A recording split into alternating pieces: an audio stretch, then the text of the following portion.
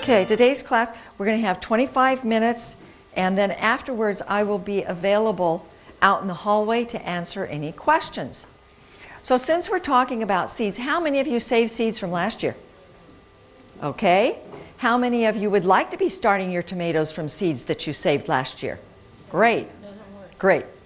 Huh? Doesn't work. Doesn't work. We'll get to that. Okay. So we're going to talk first about saving the seeds and the difference between purchasing and saving, starting your tomato seeds, caring for the seedlings, and we're going to get it to a 3-inch pot, and then we stop. And that's so you'll come to our next class. Isn't that tricky? It's just like on television. Okay. So saving your own seeds. This part comes from a talk we do on saving seeds. You want to make sure that you're saving seeds from heirlooms, or otherwise known as standard tomatoes. You want to select your best disease-free plant to collect your tomato from which you are then going to take your seeds. Now, I consider flavor usually first, but quality comes in there pretty well too. Grew last year a black-brown boar, excellent flavor, very juicy, not a lasting tomato. I mean, you pick it and you need to eat it. There are others that you can pick and they're right there at the ripeness, but they'll hold for a couple of 3 days. So that's what I consider part of the quality. Yield, sometimes people don't care how much yield there is. Maturity date. We're a short season, and so sometimes it's kind of important to have a maturity date that's 55 days instead of 120.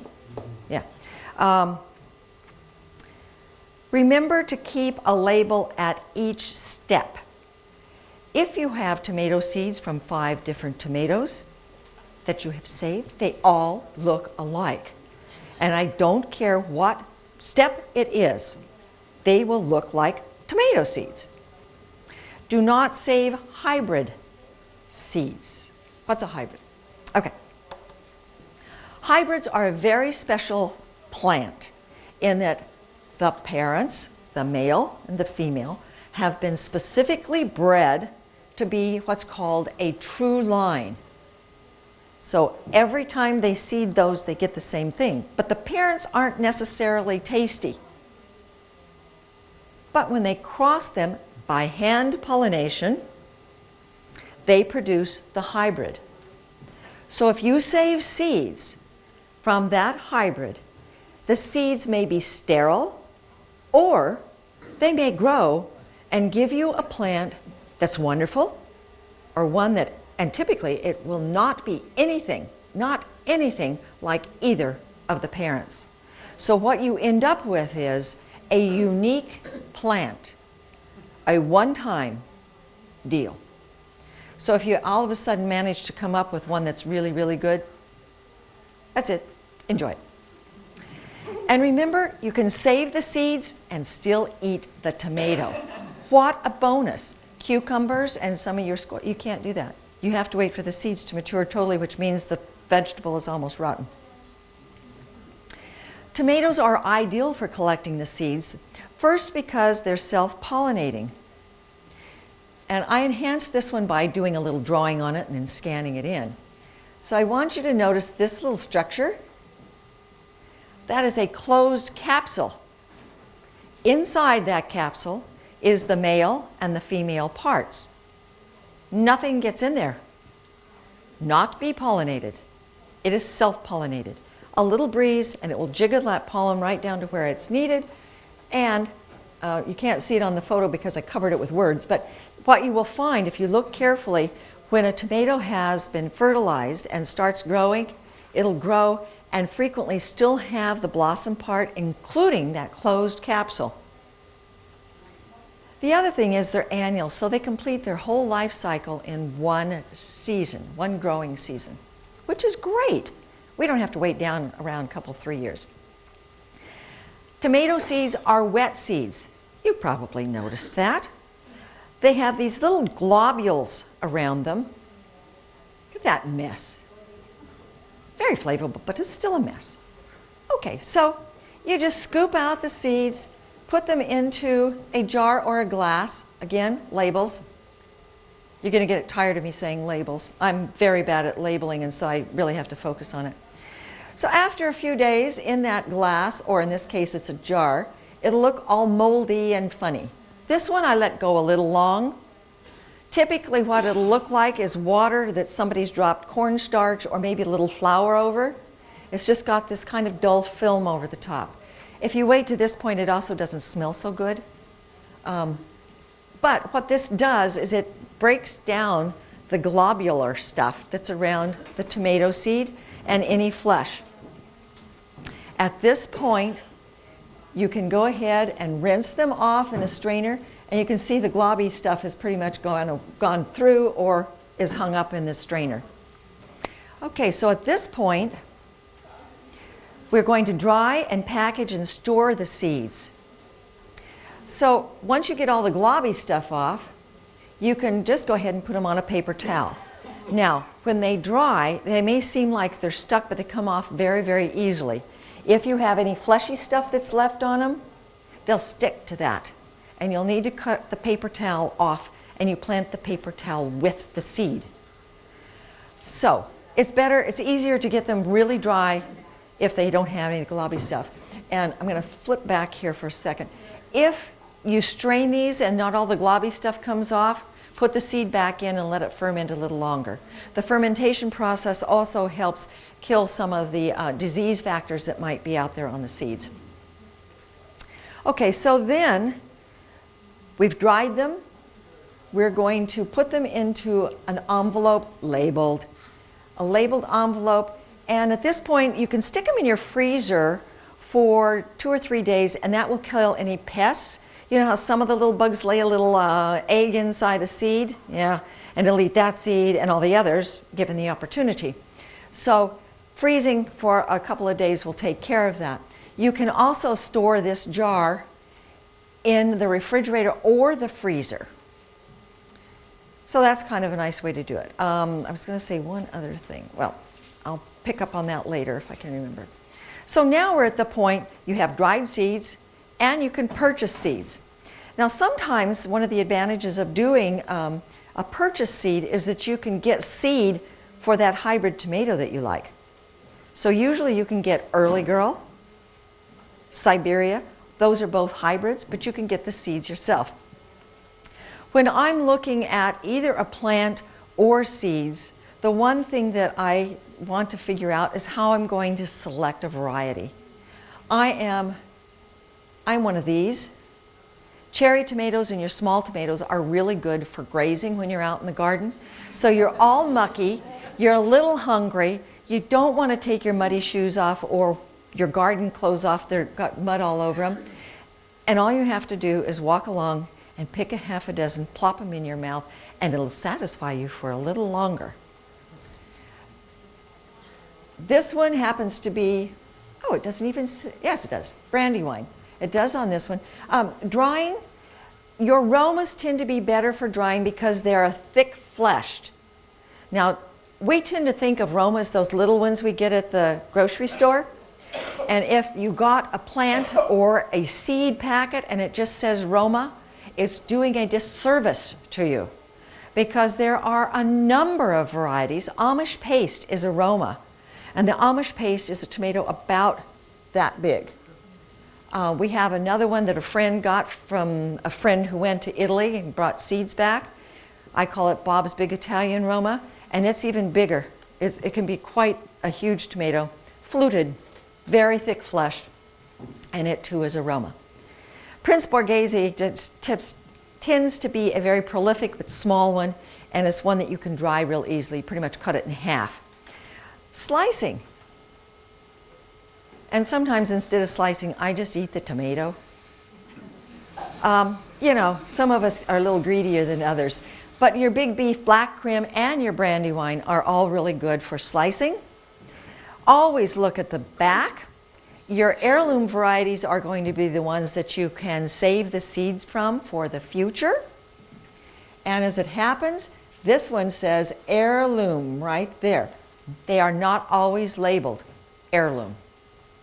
You will have to look them up on the internet if there is no label. Starting tomato seeds. Now is the time. I actually started these, let's see, I must have started them in early February. I left my husband with tiny little things that had just sprouted. And I left for 2 weeks. And then I told him, you need to blow on them every day. We'll get to that. And he said, what? I've been watering them. Okay. So what you'll need, oops, wrong button. You'll need to have your seeds, a glass jar or a glass, bagged seedling mix. The bagged seedling mix is really kind of important because it's sterile, it's light and fluffy, and if it's got perlite in it, it's very fine perlite. The roots of the baby tomato can grow in it very easily, and that's what we're looking for. A 6-pack or some sort of a seedling tray, a dome lid or a plastic bag that you can put over to keep the humidity level. You don't want to start seeds and then have them dry out. That kills the little seeds.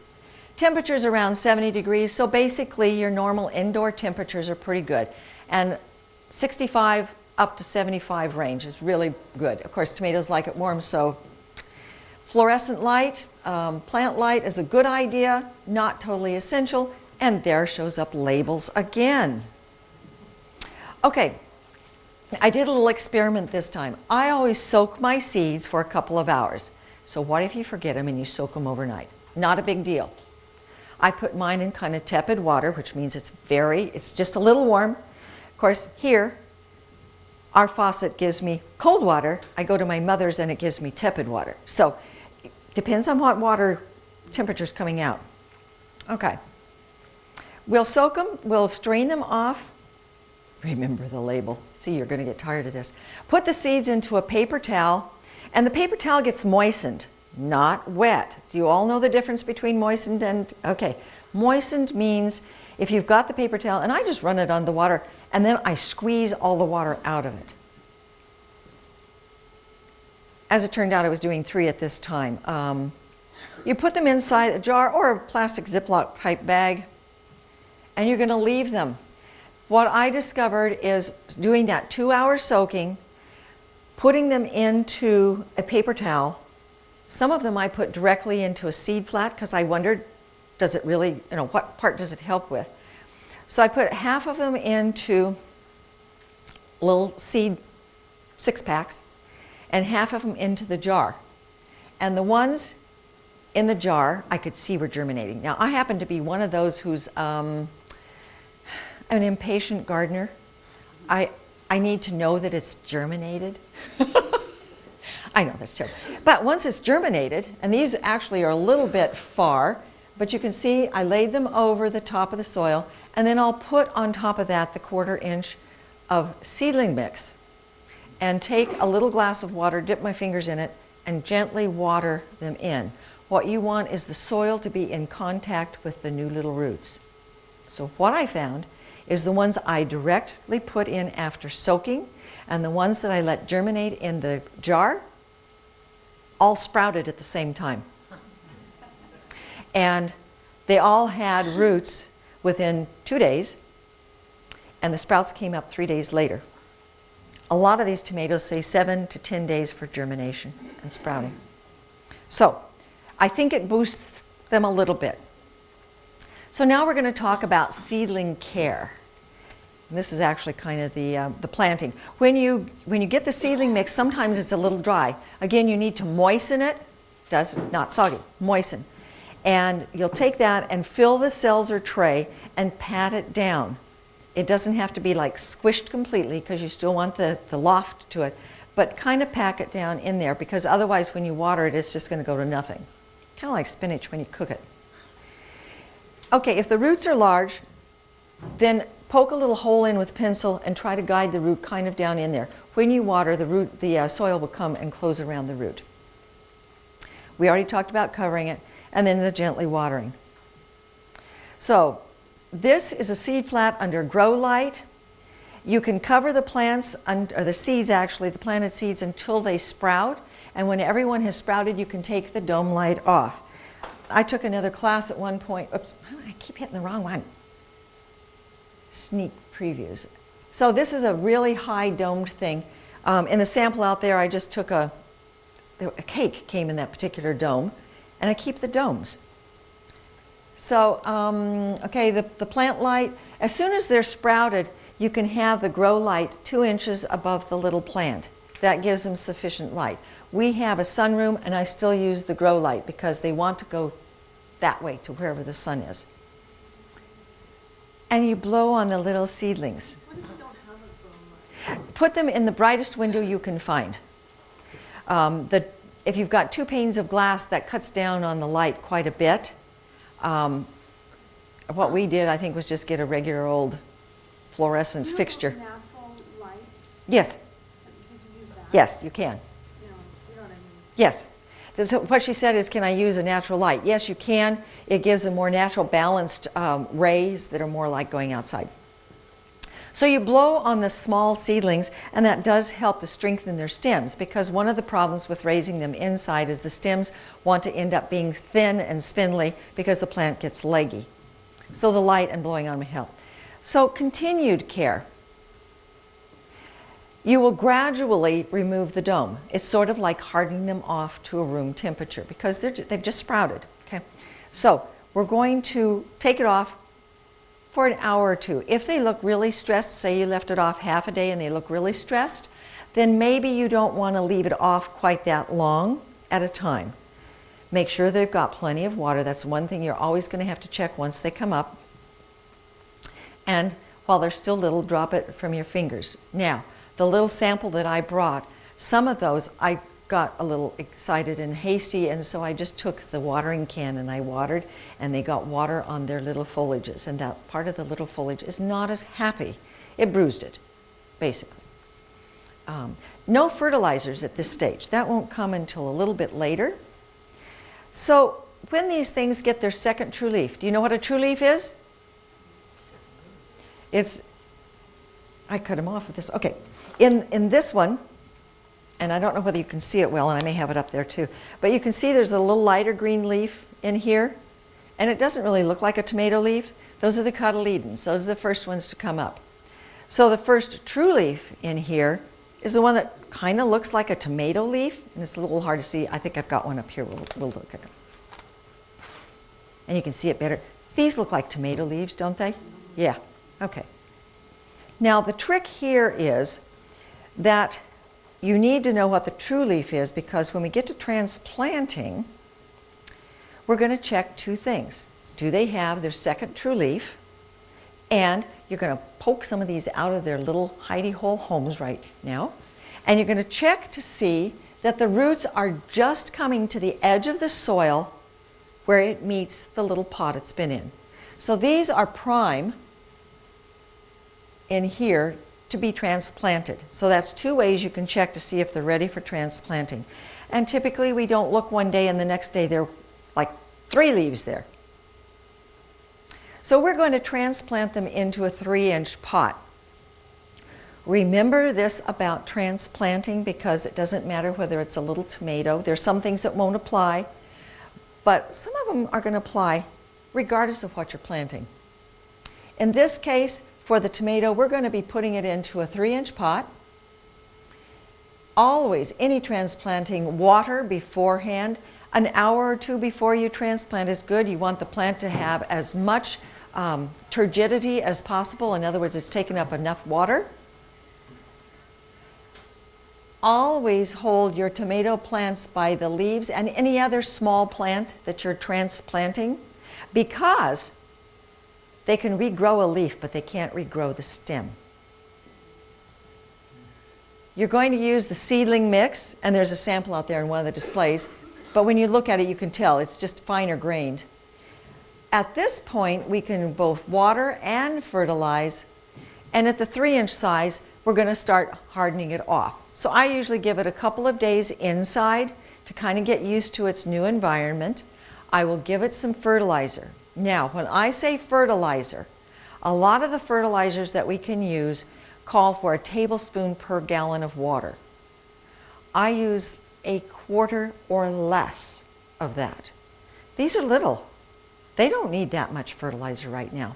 They don't need full ones until you actually start putting them into the ground. The fertilizer to use for tomatoes, I find, is difficult to find here. The recommended is a 1-to-1 mix. Why is it difficult? I don't know. But I will tell you, you will see a lot of fertilizer containers with pictures of tomatoes. And they will be high in nitrogen. And it is not foliage that we want. Nitrogen is going to give your tomato plants lots of foliage. So when you start looking at potting soil, they are putting fertilizers in potting soils regularly. Check and see what they have put in there. If they've put in too much nitrogen, don't use it on your tomatoes. I have seen people who've had gorgeous, gorgeous tomatoes, and they're all leaves. They don't put anything else. Okay, so the fertilizer needs to be a 1-to-1, very dilute. I like to just put it in an old milk carton that I've emptied out, washed out, and have it handy. And that way I water them 2 or 3 times a week. And what I have found is it's really hard to get a quarter of a tablespoon. You can get a teaspoon, which is a third, and you can get a half a teaspoon, which is a sixth. There is nothing for a quarter. So go less rather than more. Hardening off. Hardening off, let's see if we do have another picture. Oh, yeah, there we go. Okay, hardening off is a process, again, of letting the tomato become acclimated to the outside. So we're not going to take it right from the inside grow light and sit it out in full sun. It will roast it. And that'll set it back quite a bit. And we've done all this other effort to get it going earlier. So you take it out and you let it have shade the first day, and maybe only for a couple of hours. You bring it in at night. That's the part I have trouble with. Write yourself a note. If you go to the refrigerator last thing at night, or if you open a door, put your note there. Did you bring in the baby tomatoes? I cannot tell you how many times I have awakened in the middle of the night and gone, I didn't bring them in. And you run out in your night, you got the lights on, all the neighbors are, hopefully asleep, and you bring them in and say, I'm really sorry. We won't do that. And normally I don't do it again, but one time usually is enough. So it's going to be a couple of hours in kind of the shade, a bit protected. You don't want a lot of wind because it'll dehydrate them too fast. So the second day you put them out, maybe a little dappled sun. Everybody knows what dappled sun? That's a little bit of sun coming through a tree type thing. Third day, give them a little bit more sunshine, leave them out just a little longer, but so it might need to be a sun where they start out in the shade, then they're in the sun, and then they get a little more shade. And by about the 5th or 6th day, just don't worry about them. You might have to provide them with some nighttime protection because our night temperatures don't always stay up in this 60 degree. I like to tell people that the tomatoes like to be outside when we can go out in our little tank tops and shorts at night. And that's a long way off. Okay, and I believe that's pretty much the talk. And I hope you enjoy your tomato season. Some of the leaves on. We'll get to that. Going in from the little cell into the 3-inch pot, if any of the leaves would be below the soil or really close, I prune them off. Okay, and I'll be taking questions outside and clear out for the next speaker.